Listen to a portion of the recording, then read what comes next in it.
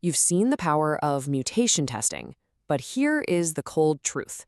If you try to enforce a 100% mutation score on day one, your build pipeline will crawl and your developers will revolt. Welcome to the final part of our series. Today, we're talking about production strategy, how to take p-test from a cool experiment to a professional-grade quality gate that actually scales with your team. Yeah, this quote right here, it hits the nail on the head. This is the exact problem we're solving today. You see, pushing for perfection right out of the gate, it's just a recipe for disaster. What we really need is a smart, pragmatic roadmap. One that balances that intense desire for quality with, actual developer productivity and decent build times. Okay, so our first principle is all about being smart, not just hard-headed about this. Forget aiming for some impossible standard that's going to burn out your team. The first step is to establish a realistic baseline, one that actually understands the reality of the code you already have. So what's that baseline? We're talking somewhere in the 70 to 80% range. And listen, this is your starting point, not the final destination. For most code bases that have been around for a while, this is the sweet spot.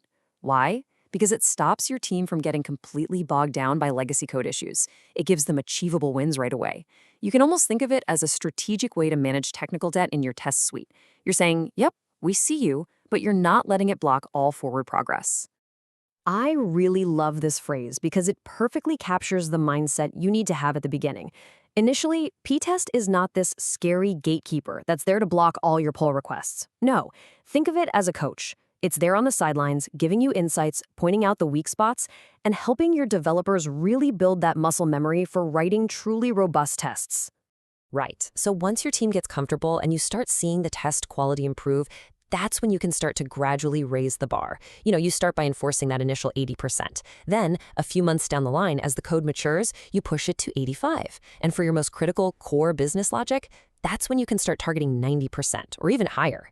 It's this phased approach that keeps the whole process healthy and, honestly, it avoids a lot of pushback from the team. All right, next up. This is a big one. We need to focus our firepower. The reality is, not all code is created equal, right? Running mutation tests on absolutely everything, well, it's just incredibly inefficient. We have to be surgical about this and focus our efforts where they'll actually make a difference. So where do we aim? You point PyTest right at the heart of your application.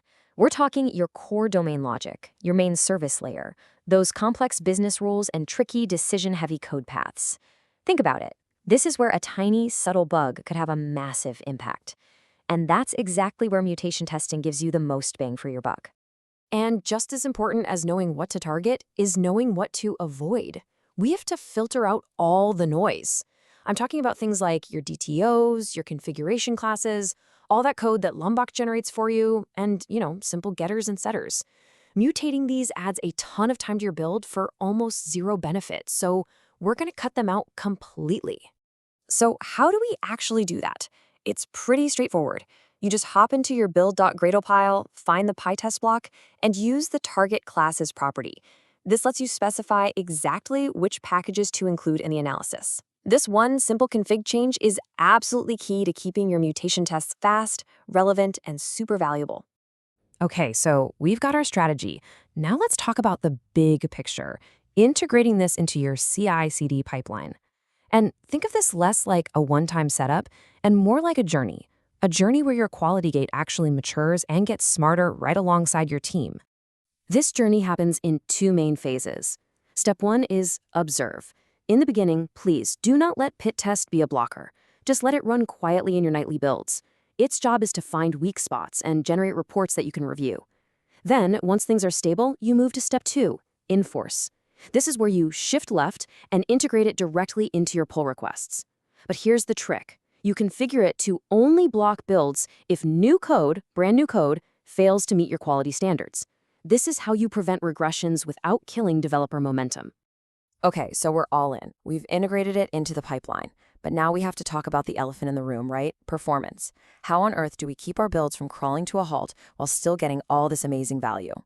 I know what you're thinking, but wait, won't this slow down every single pull request? And yeah, that is the number one question I get. It's a totally valid concern. And the short answer is no, it won't, if you set it up correctly. Because running a full scan on every PR is absolutely not the way to do this. So what's the secret sauce? It's called incremental analysis. On one hand, you have the full scan, slow, expensive, and it wastes time testing code that hasn't even changed. But on the other hand, you have incremental analysis. This is fast, efficient, and this is the key. It only tests the new and changed code. PyTest is smart enough to integrate with Git, figure out exactly which lines have been touched in a commit, and only focus its energy there. This is a total game changer for keeping your PR checks quick. Okay, here's another little gem for your build.gradle file. Time-stamped reports is true. It's a simple one-liner. See, by default, ptest just overwrites its report every single time it runs. This little switch stops that from happening. But so what? Why is that actually important? Well, it's important because it turns your reports from just a snapshot into a full-blown narrative. You're no longer overwriting your progress. Instead, you're creating a historical audit trail. This lets you track and communicate how your team's quality is improving.